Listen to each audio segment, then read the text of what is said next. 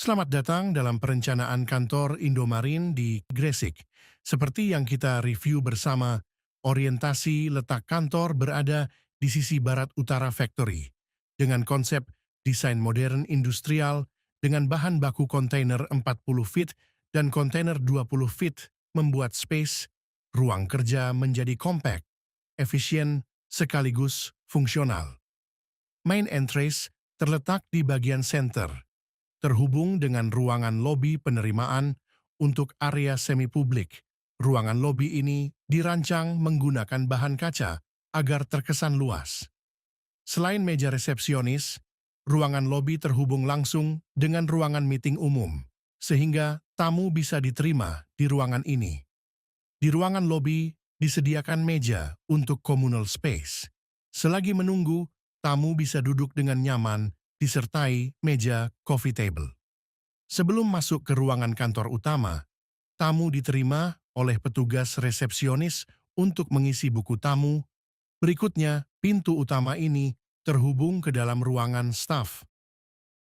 Kembali pada vision fasade depan, selain lobi utama, tampak di bagian fasade lantai 2. Bagian kanan adalah ruangan presiden direktur, dan di sampingnya terdapat ruangan meeting besar berkapasitas 12 orang.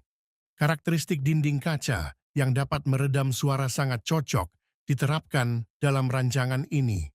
Perpaduan kaca dan motif kayu pada plafon membuat tampak fasade bangunan menjadi atraktif.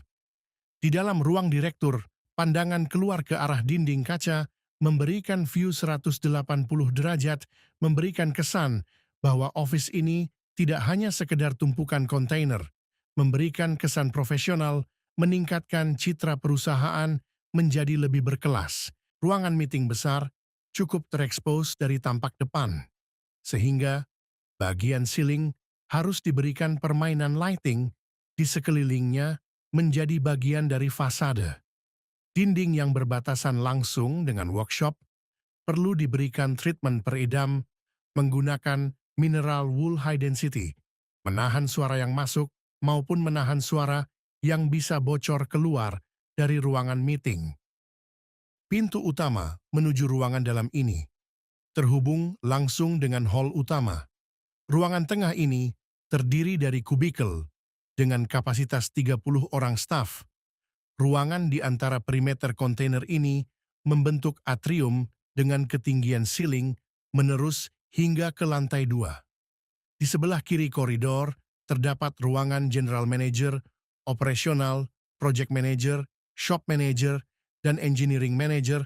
Berikutnya, pada ujungnya, terdapat tangga menuju lantai 2. Di sebelahnya, terdapat ruangan pantry yang berada dalam satu zona service, seperti restroom, ruangan wudhu, dan mushola.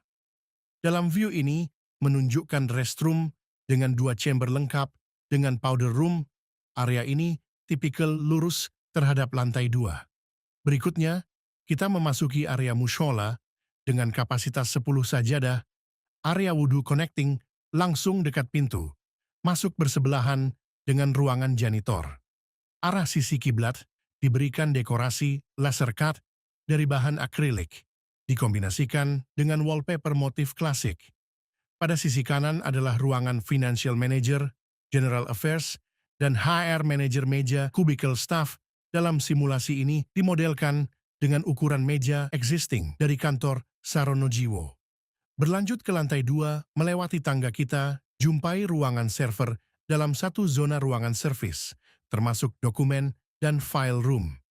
Dekat dengan ruangan Presiden Director, terdapat ruangan Finance Director, Operational Director, dan ruangan meeting kecil. Ruangan meeting kecil di dalam kontainer ini sangat penting sebagai silent room untuk Zoom meeting dan menerima panggilan telepon bisnis dengan jaminan ruangan yang kedap suara. Setiap dimensi sirkulasi dirancang secara detail untuk mendukung produktivitas dan efisiensi operasional.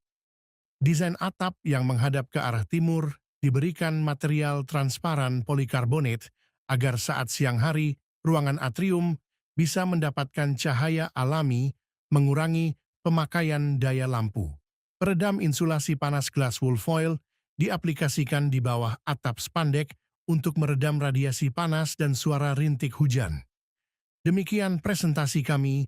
Jika terdapat saran dan arahan, akan sangat berharga sebelum memasuki tahap gambar detail engineering design. Setelah gambar detail engineering design sudah selesai, berikutnya adalah tahap pelaksanaan konstruksi, seperti yang kita lihat bersama used container. Mulai berdatangan ke lokasi. Setelah pihak kontraktor melakukan pembelian dari perusahaan pelayaran, langsung disusun sesuai rencana pada tempatnya masing-masing menggunakan forklift. Pada tahap ini, koordinat perletakan sudah dimarking titiknya sebagai acuan kerja. Pertemuan antara kontainer bawah dan di atasnya menggunakan konektor twisted locked interlocking supaya terkunci satu sama lain dan susunannya lurus secara vertikal. Kontainer area entrance juga ditumpuk untuk menciptakan ruangan underpass entrance. Setelah itu, kontainer diberikan opening untuk pintu dan dinding kaca sesuai perencanaan. Baru kemudian proses pengecatan diaplikasikan ke seluruh kontainer. Setelah itu, rangka struktur rafter baja, WEF, digunakan untuk kuda-kuda atap di antara space kontainer yang berseberangan, kemudian ditutup menggunakan spandek. Hasil akhirnya, used container ini menghasilkan arsitektur yang tidak hanya fungsional, tetapi juga memiliki karakter visual yang kuat dan unik. Susunan kontainer bekas tersebut menciptakan komposisi massa bangunan yang modular, tegas dan industrial, sekaligus efisien dari segi waktu dan biaya konstruksi. Dengan pendekatan desain adaptif, kontainer-kontainer ini tidak sekadar menjadi elemen struktur, tetapi juga membentuk ruang-ruang yang nyaman melalui pengolahan bukaan, pencahayaan alami, serta ventilasi silang. Penambahan elemen kaca pada beberapa sisi memberikan kesan transparan dan terbuka, sehingga mengurangi kesan kaku dari material baja. Sementara itu, penggunaan atap dengan rangka baja, WEF, dan penutup spandek berfungsi sebagai elemen pelindung sekaligus pemersatu antar massa kontainer yang terpisah, menciptakan ruang komunal di bawahnya. Area underpass pada entrance memberikan pengalaman masuk yang dramatis sekaligus menjadi focal point dari keseluruhan desain. Secara keseluruhan, pemanfaatan used container ini menghasilkan arsitektur yang berkelanjutan, inovatif, dan kontekstual, menggabungkan prinsip reuse material dengan estetika industrial modern, serta mampu menjawab kebutuhan ruang secara fleksibel dan cepat dalam proses pembangunannya. Ruangan meeting didesain menggunakan dinding kaca di kedua sisinya. Agar tidak terkesan sempit, view bisa diarahkan ke dalam ruangan, ke arah mezanin, dan bisa mengarah keluar. Lampu penerangan menggunakan LED, B-stripe untuk memberikan kesan futuristik dipadukan dengan spotlight warm white sebagai kombinasi. Pemilihan top table meja, meeting glossy berwarna kontras dengan kursi meeting, ikut memberikan kesan ruangan meeting ini menjadi lebih eksklusif, walaupun berada di dalam kontainer 40 feet yang berbagi dengan ruangan direktur utama di sebelahnya. Khusus ruangan direktur diberikan ekstra space perluasan pada arah lebarnya ke arah fasade depan dengan finishing kaca, supaya bisa mendapatkan view yang lebih lebar. Terdapat juga meja meeting kecil di dalamnya untuk rapat yang sifatnya terbatas. Pada area mezanin, terdapat space untuk cubicle staff dengan ketinggian ceiling tidak kurang dari 8 meter, memberikan kesan lega. Koridor untuk sirkulasi, pada sekelilingnya sangat kompak dan seamless, mampu mengakomodasi seluruh tim perusahaan.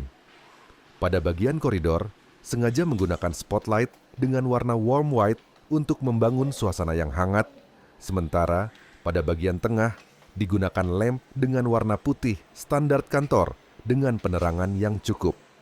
Pada siang hari tidak perlu menyalakan lampu, karena terdapat dinding transparan polikarbonat pada bagian gavelnya. Demikian update dari kami untuk pekerjaan design and build yang sudah kami selesaikan hingga serah terima 100%. Sampai jumpa pada karya kami berikutnya.